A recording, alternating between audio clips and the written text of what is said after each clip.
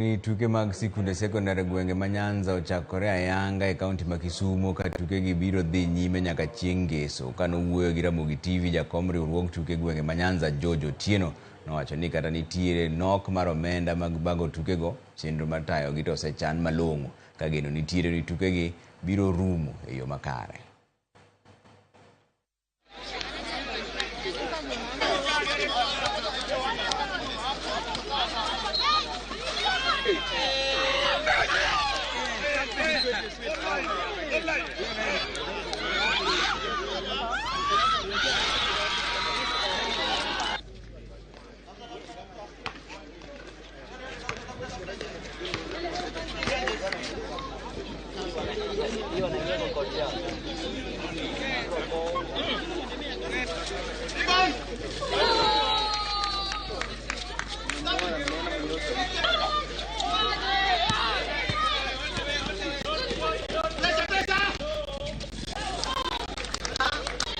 Dar mar wacho ni Kisumu County kakora wuok kuom Kisumu County waikore kabisa nikech wang'eni wane ma odiochieng' en marwa nikech wane host, wane wan gi supporters mang'eny moloyo duto, kendo wan gi geno makende ni wadhi kawe trophies mang'eny kabisa, wadhi loyo activities mang'eny, to bwange maber ma piem, kendo ko ng'ato lowa to wabiro mana yie makare kendo wabiro mana support makende. Wa welcome ji Kisumu bio ne tuke gi bige mor ke gichwanji gine kaka wadwa tugo mamit e tuke wagi wa expect no bogulo jotugo manyien, oliech manyien kata omanyala manyien, mane momiyo ministry support wa kabisa to wang'eni wabodhi maber.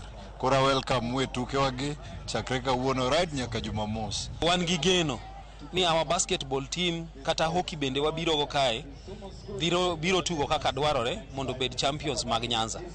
Nyocho watuge county maber, wawuok as champion, kendo wageno ni wasetiego nyithindo moromo kuom ndalo mwasebedo kwa train e school, maka wabiro kae to wabiro mondo wabed champions.